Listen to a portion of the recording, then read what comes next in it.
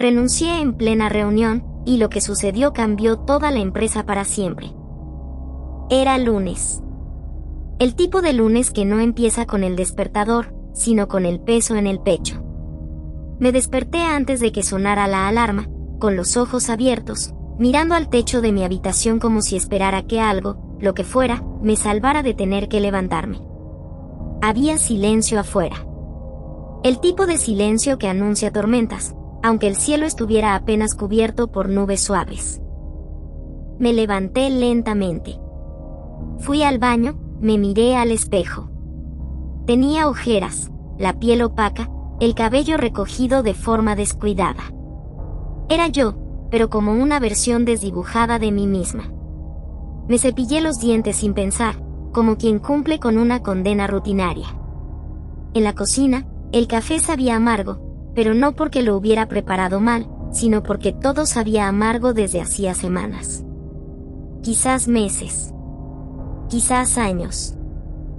Tomé mi bolso, puse los auriculares. Busqué mi lista de reproducción favorita, esa que solía animarme en los días malos.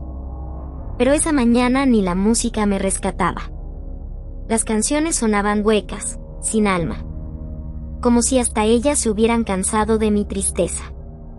Caminé hacia la parada del bus con los pasos arrastrados. Y mientras cruzaba la calle, sentí como un nudo empezaba a formarse en mi garganta. Uno de esos nudos que avisan que algo se viene. Algo inevitable. Algo que lleva tiempo cocinándose por dentro. Ya no era solo el cansancio. Era la sensación constante de estar atrapada.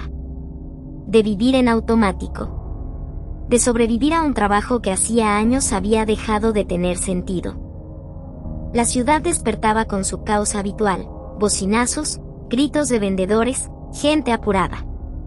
Pero yo iba como en cámara lenta. El mundo era rápido, pero yo iba quedándome atrás. Subí al bus. Me senté junto a la ventana. Miré las calles pasar y pensé, ¿hasta cuándo? Cuando llegué al edificio de Medialink, me detuve unos segundos frente a la puerta de vidrio. Desde afuera, todo parecía normal. Pero adentro, ese lugar era un universo de desgaste, de ansiedad contenida, de silencios incómodos y reuniones eternas que nunca resolvían nada. Pasé la tarjeta por el lector. El pitido sonó como un lamento. Subí por las escaleras, el ascensor llevaba días descompuesto, y llegué jadeando al cuarto piso. Entré. El ambiente era pesado.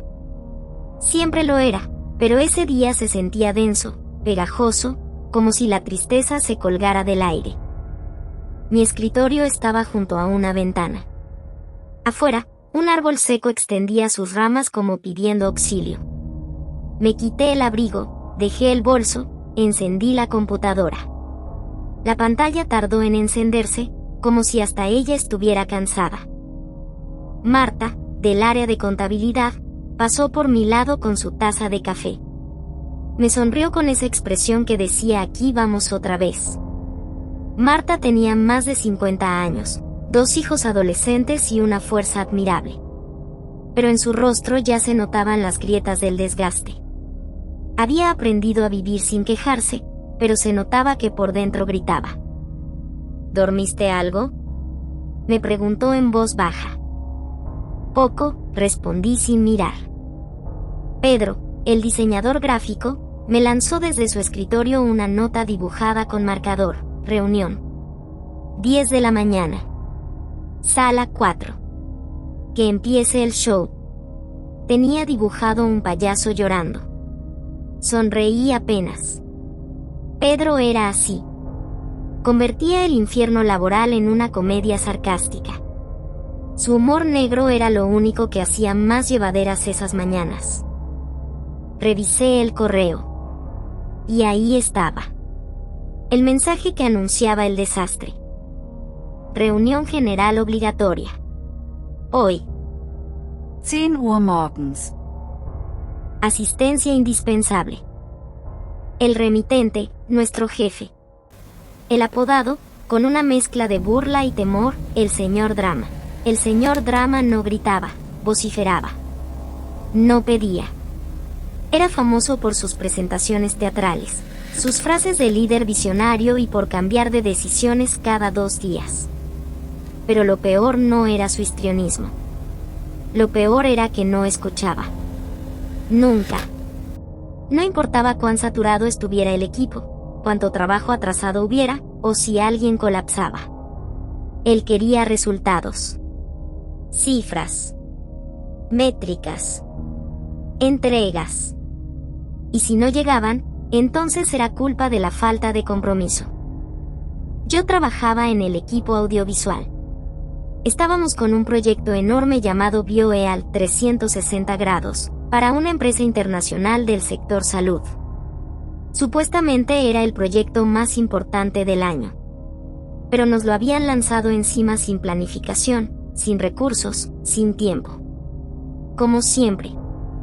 Yo era la encargada de producción de los 14 videos promocionales.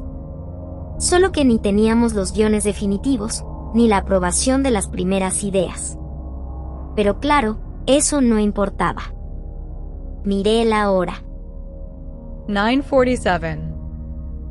Tenía 13 minutos antes de entrar a la boca del lobo. Fui al baño. Me miré otra vez al espejo.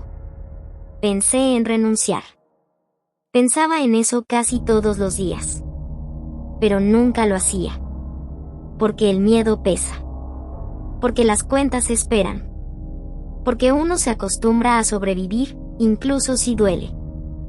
Volví a mi escritorio. Pedro me guiñó un ojo. Hoy toca función, dijo en voz baja. Y entonces, sonó el timbre. El mensaje en los monitores. La reunión comenzaba. Me levanté. Tomé mi libreta. Caminé hacia la sala 4 con la sensación de estar entrando a una escena decisiva de mi vida. No sabía que ese sería el momento exacto en que todo cambiaría. La sala 4 era, sin duda, el epicentro del desaliento en toda la oficina. Un espacio estrecho y rectangular, sin ventanas, con paredes blancas que alguna vez fueron limpias, pero que ahora mostraban manchas de humedad con formas caprichosas, como si el mismo edificio llorara a años de frustración. El aire estaba pesado, con un olor a polvo mezclado con el aroma de pintura vieja y el constante zumbido intermitente del aire acondicionado que, en lugar de refrescar, parecía estar a punto de rendirse. Al entrar, ya estaban casi todos reunidos. Marta estaba sentada en la esquina más alejada, cruzando los brazos con gesto severo, como si quisiera protegerse del golpe invisible que todos esperábamos. Su rostro mostraba esa mezcla de cansancio y alerta que solo tienen quienes han aprendido a detectar la tormenta antes de que llegue. Pedro, fiel a su costumbre, tenía una libreta en la mano donde garabateaba dibujos sarcásticos y caricaturas que exponían, sin palabras, la realidad opresiva que nos envolvía. En aquella ocasión, había dibujado al señor Drama montado en un caballo que se hundía en un mar de papeles y gráficos incomprensibles. Clara, la chica de redes sociales, no podía despegarse de su celular. Su mirada nerviosa pasaba de una pantalla a otra con desesperación, como si buscara un respiro en el mundo virtual que la realidad le negaba. Julián, el recién llegado practicante, tenía las manos temblorosas y sudaba frío, el rostro pálido de quien se enfrenta por primera vez a la cruda realidad del mundo laboral, donde las sonrisas falsas y los gritos disfrazados de motivación son moneda corriente. Me senté junto a Pedro, quien me lanzó una mirada cargada de complicidad y preocupación. Nadie decía nada, el silencio era tan denso que se podía cortar con un cuchillo. El único sonido era el zumbido errático del aire acondicionado, que lanzaba ráfagas gélidas inesperadas y luego cesaba, dejando un calor pegajoso que parecía envolvernos en una burbuja de estrés. A las 10:03 entró él. El señor Drama. Con su traje gris de raya diplomática, camisa impecable y su corbata roja tan llamativa que parecía un estandarte de su ego inflamado. Caminó por la sala con paso firme, con esa mezcla de arrogancia y prisa que le daba un aire de general en plena batalla, aunque a nosotros nos pareciera más un tirano de opereta. Su carpeta negra bajo el brazo, y una botella de agua en la otra mano, que apenas tocó. Ni siquiera nos dirigió un saludo. Simplemente se plantó frente al proyector, encendió la máquina y desplegó la primera diapositiva, un nuevo comienzo. «Buenos días, equipo», exclamó con voz teatral, como un actor en el acto final de una obra barata. «Hoy estamos aquí porque esta semana es decisiva. El futuro de Medialink depende de nosotros. Necesitamos darlo todo». Sus palabras sonaban vacías, huecas, como un eco sin sustancia. Podías ver cómo algunos intentaban mantener la compostura, otros desviaban la mirada, y yo sentía que cada palabra era una pequeña daga clavándose en nuestra motivación ya agotada. La presentación fue un desfile de clichés motivacionales. Frases en letras gigantescas, imágenes de personas sonrientes que claramente no eran de nuestro equipo, y gráficos tan confusos como inútiles. Barras de colores que subían y bajaban sin sentido, porcentajes que se contradecían y tablas sin explicación, todas vestidas con fórmulas imposibles. Resultados igual a impacto X compromiso, el éxito no espera, la excelencia es nuestra meta. Mientras hablaba, algunos intercambiaban miradas. Pedro apretaba el lápiz con tanta fuerza que parecía que iba a romperlo. Marta respiraba hondo, intentando calmar la ansiedad que se le notaba en el pecho. Clara dejaba caer el celular sobre la mesa, una señal clara de que estaba perdiendo la paciencia. Y entonces, llegó la frase que me destrozó por dentro. «Andrea», dijo de repente, clavando sus ojos en los míos con la intensidad de un verdugo. «Vos estás a cargo de los videos para BioEal 360. ¿Podés explicar cómo vamos a entregar 14 videos el lunes? El cliente exige resultados, sin excusas». El mundo pareció detenerse. 14 videos. El lunes. Era imposible. Durante semanas habíamos trabajado con un cronograma claro, aprobado y firmado por todos, incluso por él. La fecha de entrega estaba programada para dentro de 2 semanas. Ni siquiera teníamos todos los guiones finales. Faltaban locutores, recursos visuales, ajustes técnicos. Era un pedido absurdo, irracional, una tortura disfrazada de objetivo empresarial. Intenté contener la rabia que se apoderaba de mi garganta. «No estaba al tanto de esa fecha», respondí con voz firme, pero controlada. «El cronograma oficial indica la segunda quincena como fecha de entrega. Además, aún faltan materiales e insumos importantes del cliente. Lo que piden no es factible». Él me miró con esa sonrisa torcida, cínica y despectiva, que parecía disfrutar de nuestra impotencia. «Por eso te elegí a vos para liderar este proyecto», sentenció. «Porque los verdaderos líderes se anticipan a las dificultades. No esperan tenerlo todo servido. Los líderes hacen que las cosas sucedan. No aceptan excusas».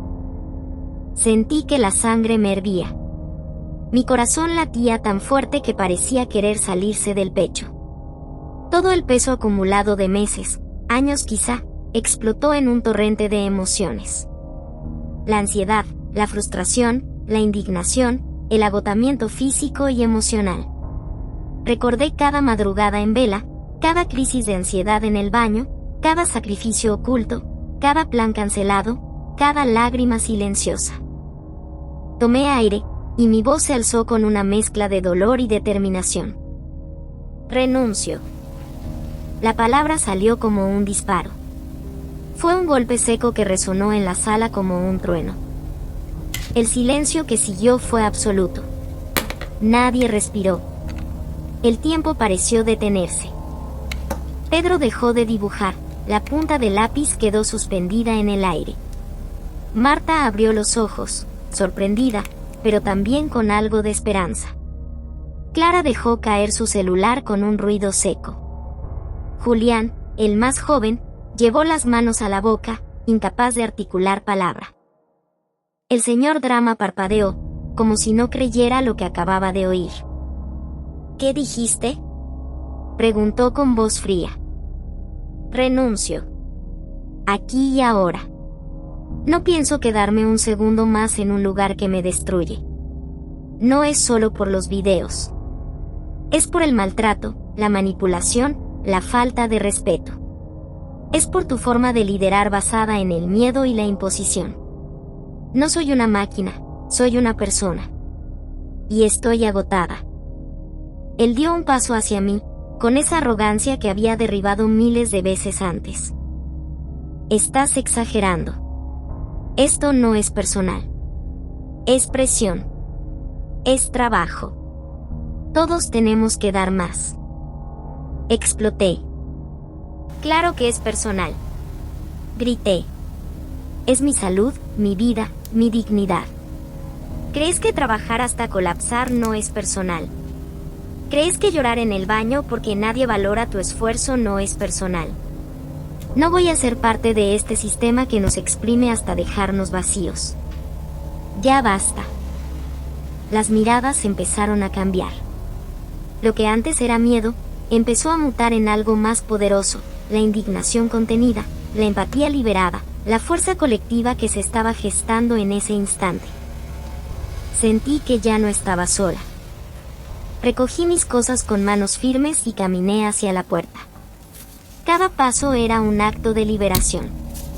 Pasé por el pasillo gris, con sus luces mortecinas y escritorios vacíos. El silencio de la oficina parecía observarme, y yo observaba de vuelta. Me sentía vulnerable, pero también poderosa. Justo cuando estaba a punto de salir, una voz me llamó con urgencia. Andrea, espera. Era Marta. Sus ojos brillaban con lágrimas contenidas y determinación. Tenés que saber lo que pasó después, dijo. Pedro también renunció. Dijo que no podía seguir siendo parte de esta dinámica. Luego Clara habló, revelando cuánto sufría en silencio. Tomás levantó la voz por primera vez. Julián, aunque nuevo, declaró que no quería aprender así. Mi pecho se apretó. ¿Y el jefe? Marta bajó la voz. Se quebró. Se sentó. Dijo que lo estaban presionando desde arriba, que tenía miedo de perder el contrato, que no supo cómo manejarlo. Que todo se le había ido de las manos. Aquella imagen, del hombre que parecía indestructible, desplomado y vulnerable, fue casi surreal. Me di cuenta que detrás del poder había miedo. Que detrás de la arrogancia había inseguridad. Pidió que vuelvas, continuó Marta. Pero no como antes. Como directora creativa, con contrato nuevo, con poder real. Y con tu equipo. Apoyé la espalda contra la pared, las piernas temblorosas, pero con el corazón más firme que nunca. Por primera vez en mucho tiempo, sentí que podía decidir mi destino. Volví a la sala de reuniones, pero esta vez era como si entrara en un lugar diferente. La misma habitación gris y estrecha, las paredes con esas manchas persistentes, las sillas duras y frías, pero el aire se sentía distinto. Había una tensión en el ambiente, pero ya no era miedo. Era una mezcla de sorpresa, expectativa y una pizca de culpa flotando en el silencio. El jefe estaba ahí, parado frente a la pantalla apagada, sin esa arrogancia habitual que parecía un disfraz. Su corbata roja, que siempre estaba perfectamente alineada y ajustada, ahora colgaba floja, torcida, como un símbolo de su caída. Su rostro parecía cansado, vulnerable, humano.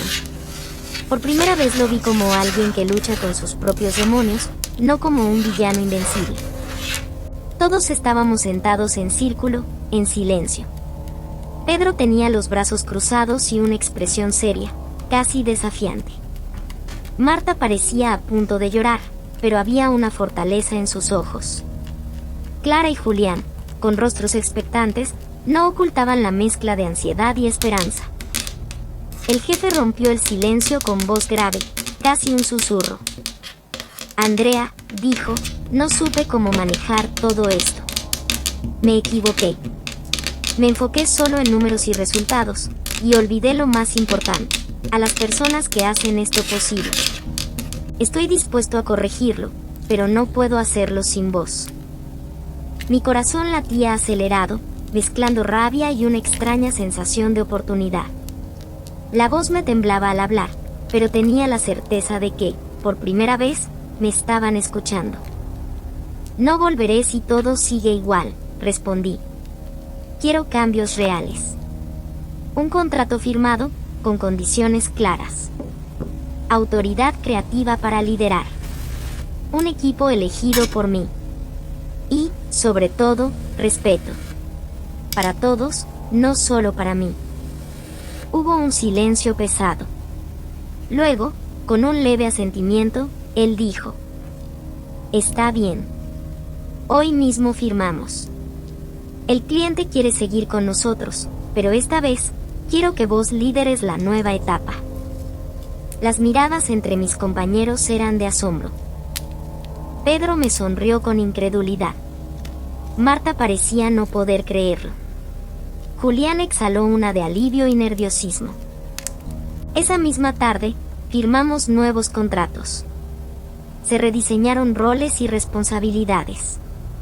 Pedro aceptó ser líder del nuevo departamento visual, un puesto que le permitía dar rienda suelta a su creatividad y, a la vez, tener voz y voto en las decisiones. Marta tomó la coordinación operativa, un rol fundamental para que los procesos funcionaran sin atropellos. Clara propuso una revisión profunda de la comunicación interna, buscando transparencia y diálogo real. Julián, aunque joven y con poca experiencia, fue invitado a participar activamente en las reuniones de estrategia, con la intención de formarlo en una cultura nueva, más humana. Al día siguiente, entré temprano a la oficina, pero esta vez no sentí el peso opresor de la rutina. Había algo diferente. Una energía renovada que se filtraba por las paredes, invisible pero palpable. Me sentí lista para enfrentar lo que viniera. Rediseñamos los procesos desde cero. Eliminamos reuniones eternas y sin sentido. Creamos un canal interno de comunicación donde todos podían expresar sus ideas, dudas y sugerencias sin miedo a represalias. Ajustamos horarios para evitar la explotación y cuidar la salud mental. Por primera vez, hablamos abiertamente de estrés, ansiedad y equilibrio entre vida y trabajo, sin que nadie se riera ni minimizara el tema. Se instauraron espacios de pausa, con mesas de diálogo donde nos conocíamos más allá de los títulos y tareas. Organizamos dinámicas para fortalecer el equipo, compartir historias y sanar heridas. Lo que antes parecía una pérdida de tiempo, se convirtió en la base de una nueva cultura. Claro que la transformación no fue mágica ni inmediata. Hubo resistencia. Algunos colegas dudaron, otros tuvieron miedo. Se cometieron errores, se repitieron viejos hábitos. Pero poco a poco, las sonrisas empezaron a ser genuinas. Las ideas fluían sin temor a ser aplastadas. El ambiente dejó de ser una prisión para convertirse en un espacio de crecimiento. Incluso el jefe, antes símbolo de opresión, comenzó a escuchar de verdad. Participaba en las reuniones, pedía feedback y mostraba vulnerabilidad sin miedo a perder autoridad. Una mañana, mientras tomábamos café en la cocina común, Pedro me dijo con una sonrisa que parecía recién descubierta: ¿Sabes qué es lo más loco? Hace un mes, que alguien renunciara era una tragedia para todos. Hoy, tu renuncia fue la chispa que nos salvó. Marta agregó: No fue solo la renuncia, Andrea. Fue tener el valor de decir basta, delante de todos. Eso nos dio esperanza. Las semanas siguieron pasando. BioEAL quedó fascinado con los nuevos resultados. No solo entregamos los videos, sino que diseñamos una estrategia integral, con campañas paralelas, animaciones, interacciones reales y un tono humano, cercano. El cliente pidió que replicáramos el proceso con otras agencias. De repente, Medialink, aquella empresa gris y burocrática, pasó a ser ejemplo de innovación emocional. Un medio digital de renombre publicó un artículo titulado De la crisis a la inspiración, el caso Medialink. Mencionaban a todo el equipo, no como héroes aislados, sino como impulsores de un cambio colectivo. Pero lo más valioso no era el reconocimiento externo. Una tarde, mientras preparábamos una presentación, encontré una carta manuscrita sobre mi escritorio. Era de Julián. Decía: Andrea, pensaba que todas las oficinas eran iguales. Frías, tóxicas, injustas. Que tenía que aguantar en silencio. Pero cuando te levantaste en esa reunión, entendí que se puede hablar. Que se puede cambiar. Gracias por mostrarme que ser valiente vale la pena. Gracias por salvar este lugar. Y un poco a todos nosotros. Leí la carta varias veces, y lloré. Pero no fue una lágrima de tristeza ni frustración, sino de alivio y gratitud. Había algo que se había sanado en mí y en el equipo. Sí, BioEal duplicó su contrato. Sí, llegaron más clientes. Sí, ganamos premios. Pero nada se comparaba con ver a Pedro dibujar libremente, a Marta contar chistes durante las reuniones, a Clara liderar campañas con seguridad y a Julián proponer ideas sin miedo. Yo también volví a dormir bien, a comer sin angustia, a disfrutar el camino al trabajo. Entendí que hay victorias silenciosas que valen más que cualquier trofeo. Que a veces, para reconstruir, primero hay que dejar que todo se rompa. Y sobre todo, entendí que un acto de dignidad es contagioso. Que cuando una persona se atreve a levantarse, muchas otras encuentran el valor para hacer lo mismo. Aquella reunión, aquella renuncia, no solo cambió mi vida, ni solo transformó Medialink. Fue el despertar de un equipo que había olvidado su voz, una chispa que encendió una llama imposible de apagar. Aprendimos que no basta con resistir, que hay que atreverse a cambiar, aunque duela, aunque asuste. Que el respeto y la dignidad no son privilegios, sino derechos que debemos reclamar todos los días. Mirando atrás, sé que nada habría sido posible sin ese acto de coraje, sin ese ya basta que resonó en aquella sala y que sacudió hasta al más temible. Pero esto no termina aquí. Lo que empezó como un rompimiento, se convirtió en un renacer. Y aunque ahora todo parecía encaminado, sabíamos que el verdadero desafío apenas comenzaba. Porque en las sombras, entre balances y contratos, aún había secretos que esperaban salir a la luz. Verdades que, si salían, podrían cambiar todo otra vez. Pero esa es otra historia.